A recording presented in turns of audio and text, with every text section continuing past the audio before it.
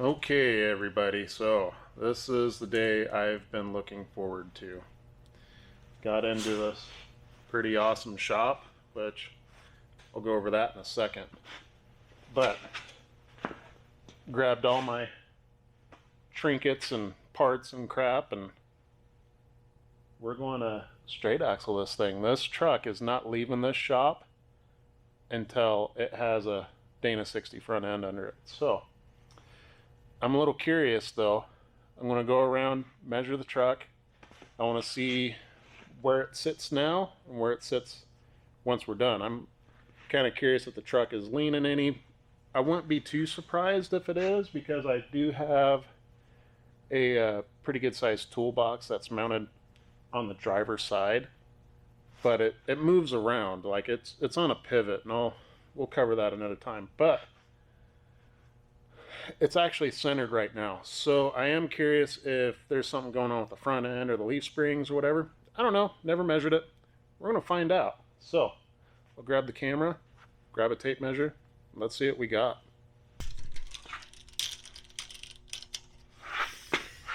Driver's side front, about 45 and a half.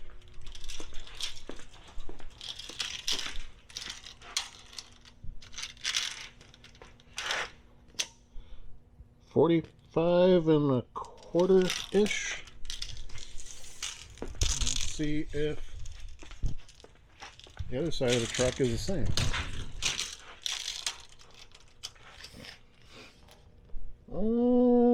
I'd say we're pretty close to the other side, give or take an eighth.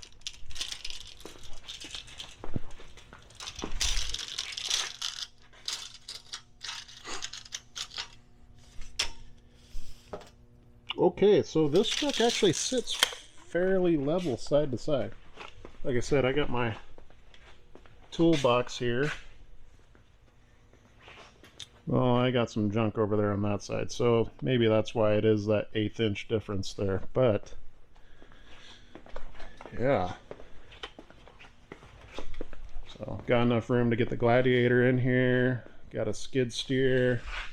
Brought my welder. I didn't bring the welding cart though. I didn't feel like lifting that up. But the idea is when I pull all the parts off, we'll just toss them in the bed of this. So I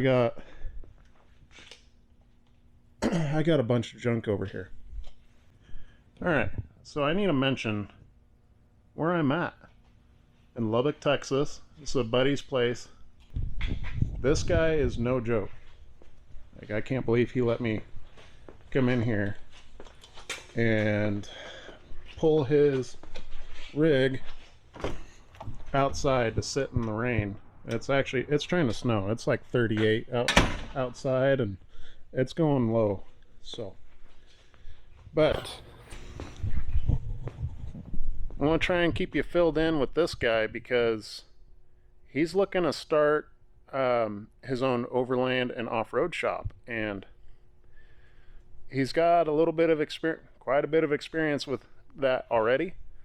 And if you're in this area, he's the guy to talk to. Anyways, back to the project at hand. Let's straight axle this thing.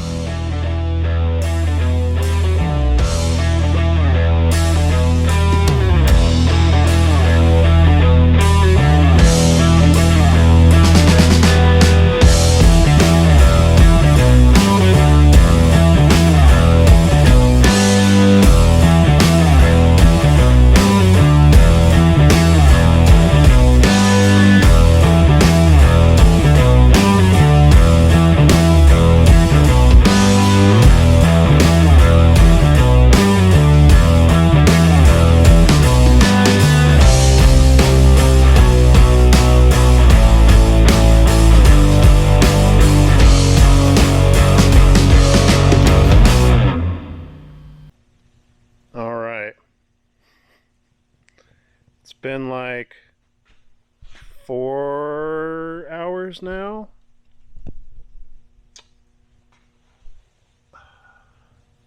I do believe I am ready to start cutting stuff up.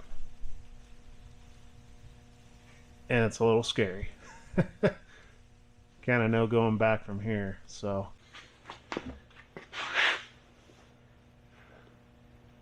all right. Well, I'm not gonna lie, I'm a little freaked out.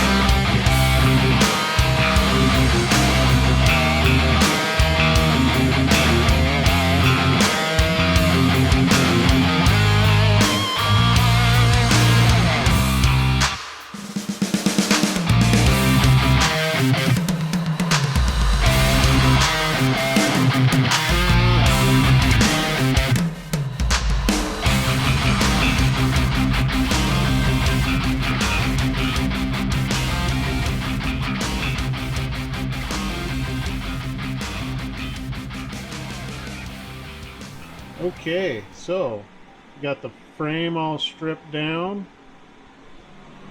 Got the plate here for the frame behind me. Just kind of waiting for some paint to dry.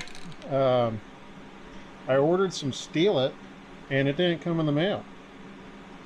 So I'm going to try this. This is a Seymour brand and it doesn't say anything about being weld through, but after all the reviews I've read, people are welding through it. They're saying that it works just like gray Steelit. So basically I got this all painted to try and keep some rust down, and yeah, I'm gonna go get the welder pulled out and ready to go.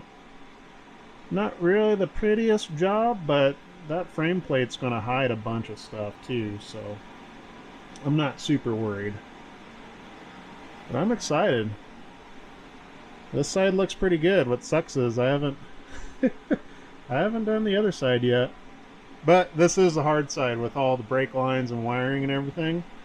So I got a bunch of the stuff zip tied and pulled out of the way. So the other side should, knock on wood, be easier. So I guess I'll go ahead and get the welder pulled out, ready to go, turned on, and yep, and then clamp the plate to the frame and get to burning it in. I think I got enough clamps. I'll quit talking and get to work.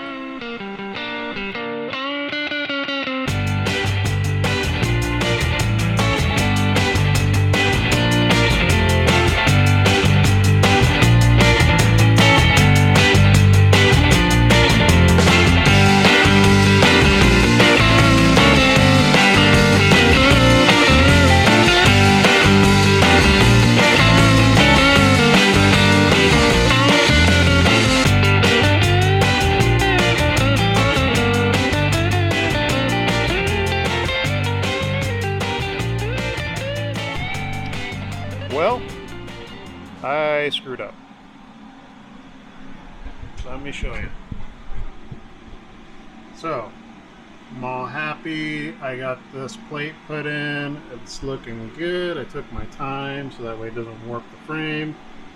And I go to start mocking up the shock towers and track bar bracket, bump stop stuff, And it says in the instructions that there's a piece of plastic that some trucks you're going to have to cut out of the way. So I'm fiddling around with some wire cutters trying to make it all work. And then I was like, you know, I have the Sawzall right behind me. And so I'm being super careful, and I cut through the plastic. Apparently, though, I nicked a brake line, and it's starting to leak. So, even though I was super careful, apparently I wasn't careful enough.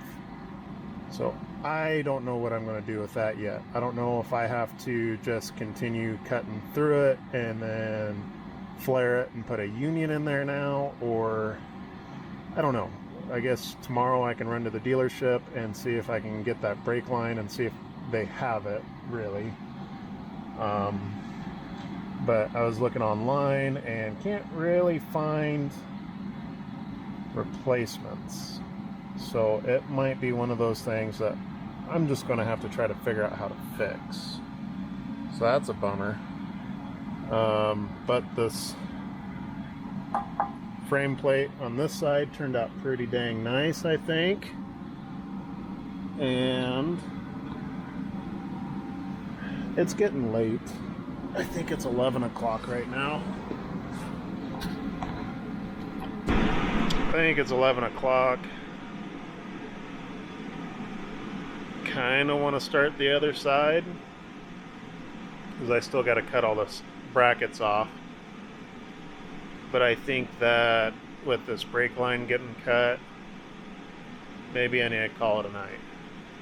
So I think I might clean up around the shop. Kind of making this decision as I'm talking because I was all geared up to cut the brackets off the other side, but I think we're going to call it a night. I'm going to clean up. We're going to get back at it tomorrow. This brake line ain't going to stop me. I meant mentally. I mean, it won't stop the truck as of right now either, but we'll make do.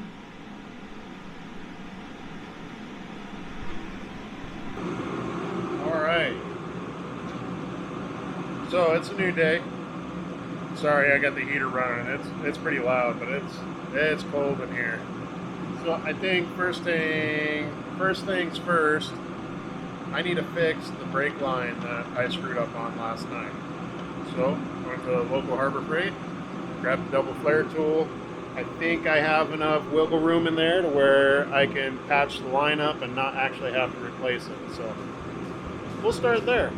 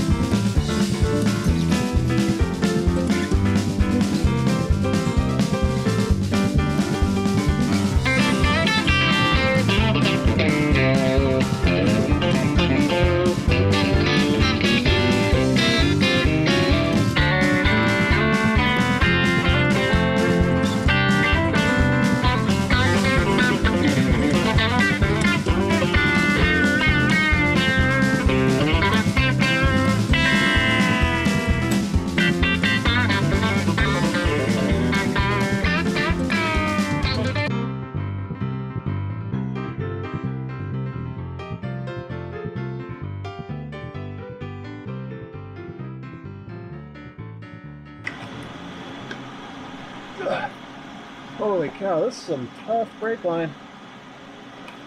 2 hours later. Got the brake line fixed, it's all good to go. I think I got lucky because I'm wearing my super cool Kanye West sweater.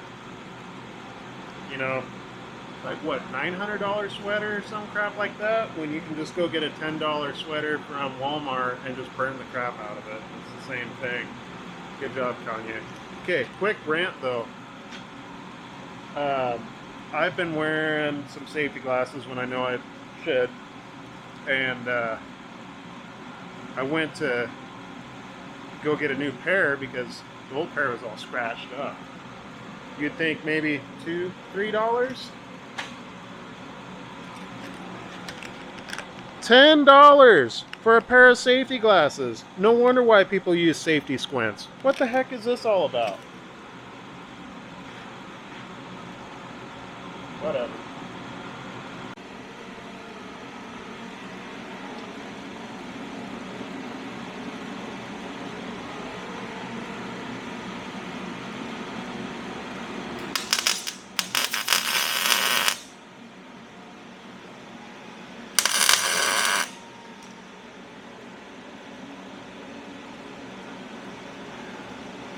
That's what I'm missing today is my hat.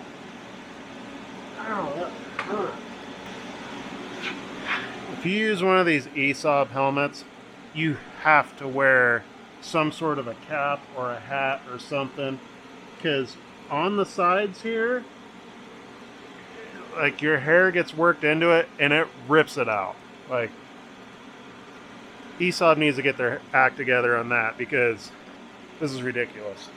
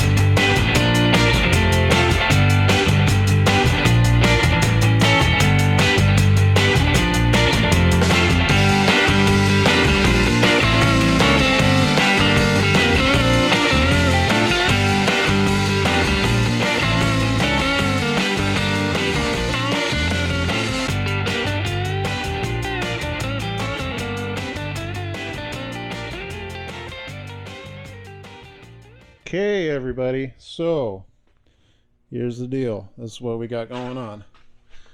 I didn't film a lot going on because it was all the same stuff I had already filmed on the other side. So clearly we got this side good to go. It's ready.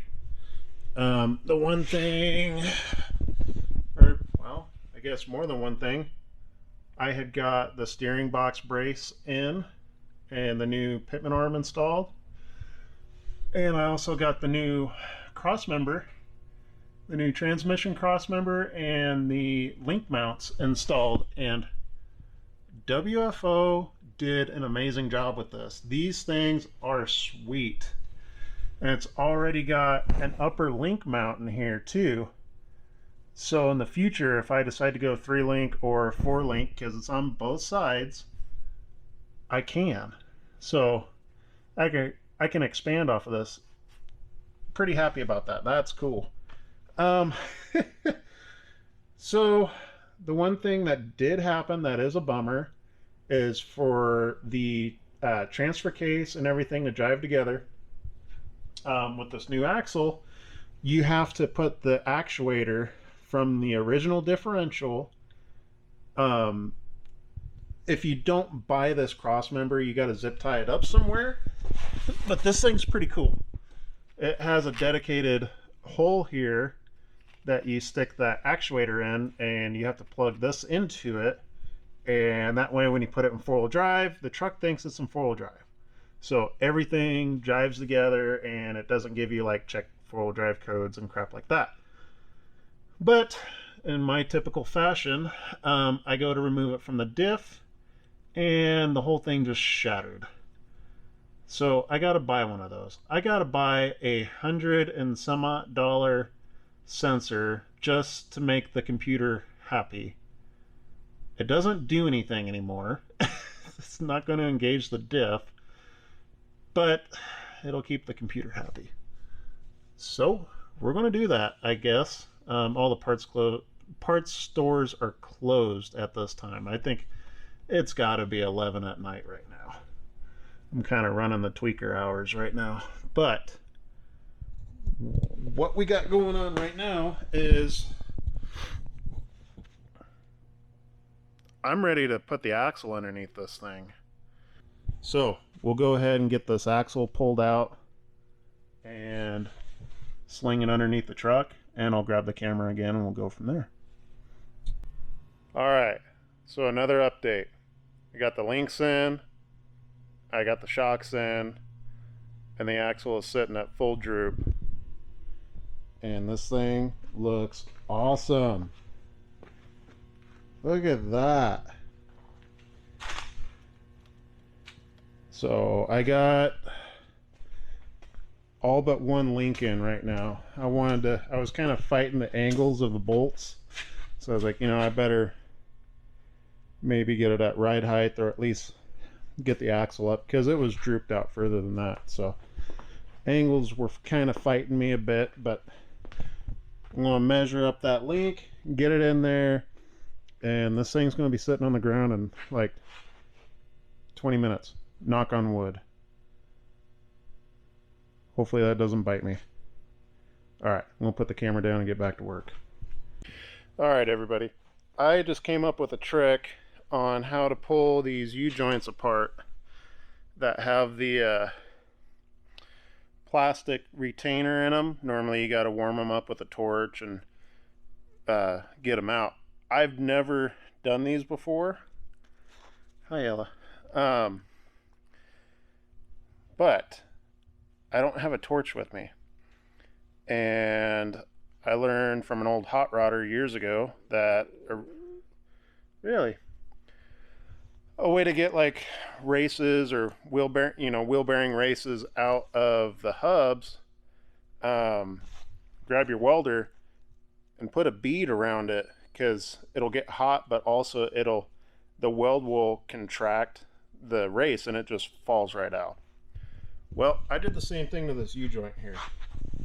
So I don't know if this works better than heating it up with a torch, but all I did was, still hot as you can see. Really?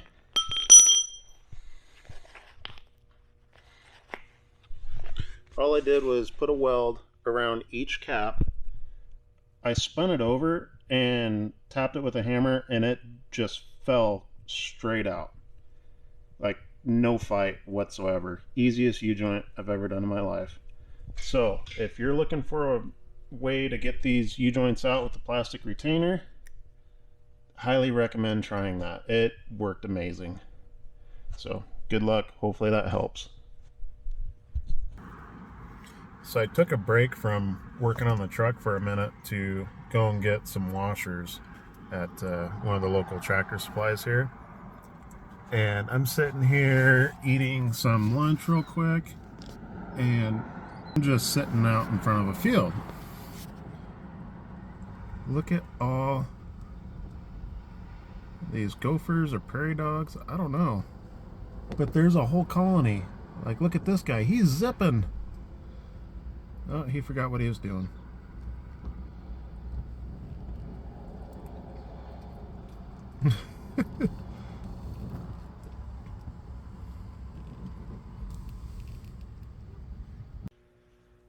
All right, everyone. So it has been a long 3 days.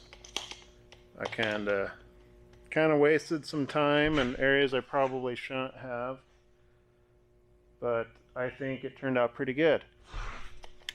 Let me grab the camera. Okay, so we got the axle underneath of it, and I'll try and take another quick video tomorrow when I get into work and have some better lighting. But I did drive it around town a little bit, maybe like 5 miles or so. Seems to be doing just fine. I got the Deaver mini pack in the rear now. Dropped the rear end just a little bit, I'm thinking. So I like it. I definitely need to get an adjustable track bar. I'm waiting for WFO to release theirs, because you can see how flush the tire is with the fender on that side and how much it sticks out on this side, which I kind of wish the axle was a little bit wider and it stuck out that much on both sides. But I think we're going to play around with wheels and tires on this eventually anyways. I might want to go back to a 20-inch wheel, because these 17s, I have an issue with the brakes getting too hot on it. So might go to a 20 and get a little bit better airflow. But this thing turned out pretty decent. Seems to be doing pretty well.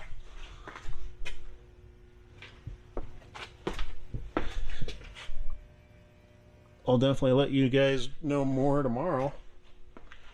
I am thinking that I'll probably order up a hydro assist RAM for this. I already have a box that's ported and ready to go. I really just need the RAM. And so instead of putting a stabilizer on this, I think I'm just going to go that route. Plus the ball joints on this thing. These Kryptonite ball joints are tight. So it feels a little weird. But drives fine. It's a different feeling. That's all it is. But so far, I dig it. The truck is a little bit shorter. Make it a little easier for me to work out of. You know, I can get into my boxes and not have to climb up on my tires anymore. That's cool. But we did measure how tall the truck was before I took it apart, and I don't remember what it is offhand, so we're gonna have to look back at the video and see. But 43.5 on the front. I do remember it sat pretty much level before. I think maybe it was like a 1/4 inch difference or something. So, and then what is that, 42 3/4? How does it sit lower in the rear? Don't look it. Huh. Well, anyways, there you have it. I'll end up going to a different shock in the rear too, and that might lift it up just a touch. But I'm not really all that bummed out that it's apparently, according to the tape measure, it's sagging a little in the rear. I don't see it. To me, it looks like it's actually sitting a little high in the rear, so, which it could be. I don't know if the fender openings are the same, so I might end up putting a level on the bed, kind of see where we're sitting that way. Anyways, that was fun. That was a big project. Still got a couple things to do on this. I want to fix the front bumper. It at least needs a coat of paint. But we got to play around with the transmission cooler. And when I built the bumper originally, I just like real quickly just like hacked stuff off on the front of the frame rails here.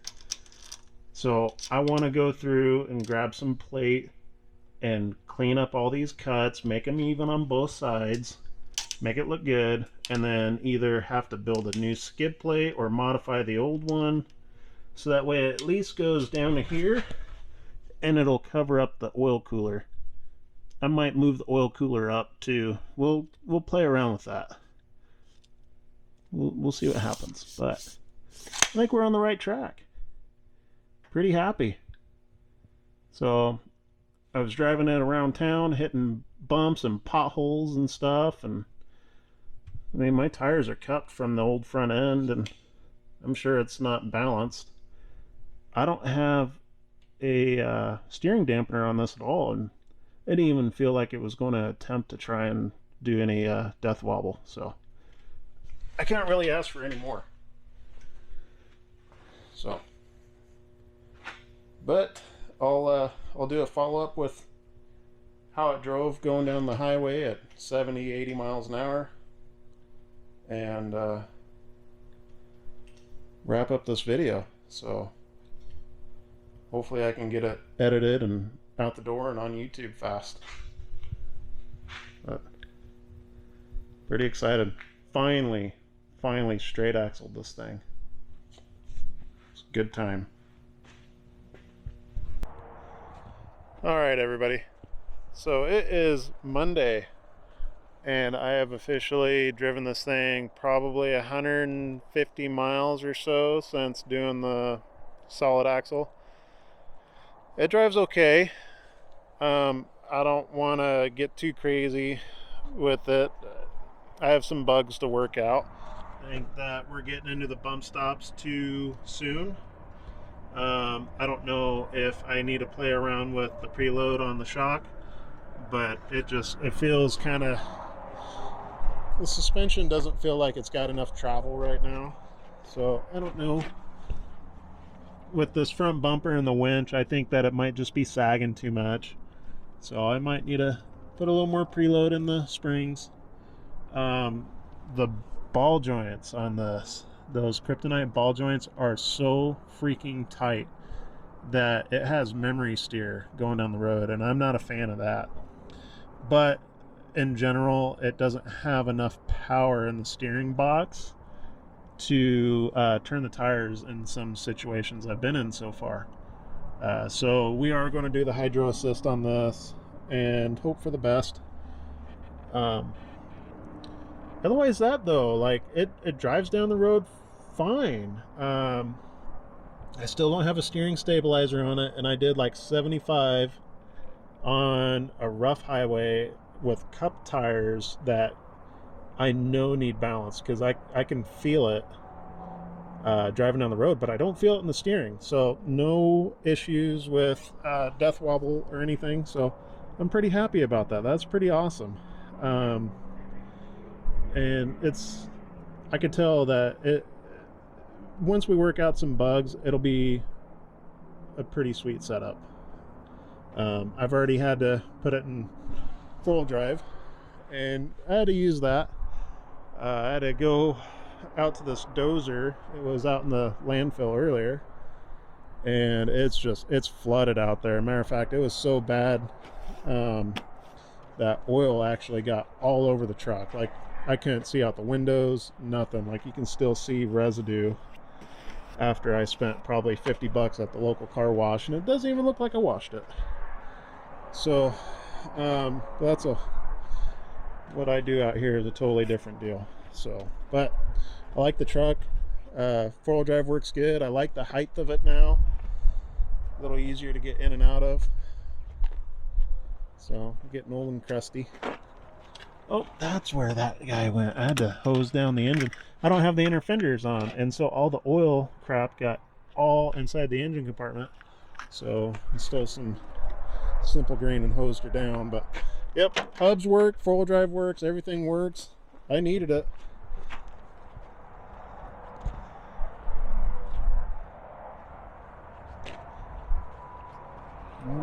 The other thing, I guess we'll check it on camera, because I haven't bothered to look yet.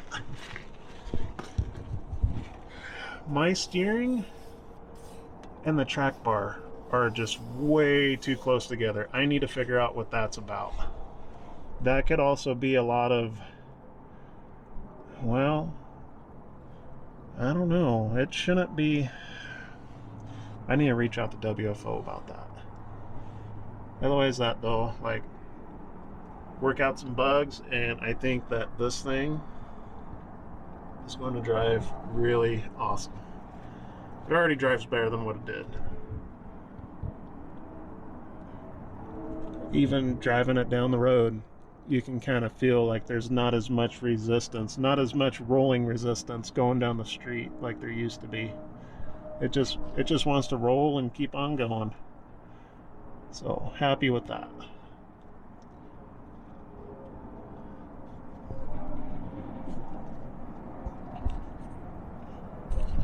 Well, for the most part, we got the big job done. Pretty excited about how it turned out. I think that once we kind of deal with all the little stuff, it'll be pretty cool. So anyways, I'll make sure to film that and post it up. Thanks for watching, and hopefully this was somewhat entertaining. So thank you guys, I really appreciate it.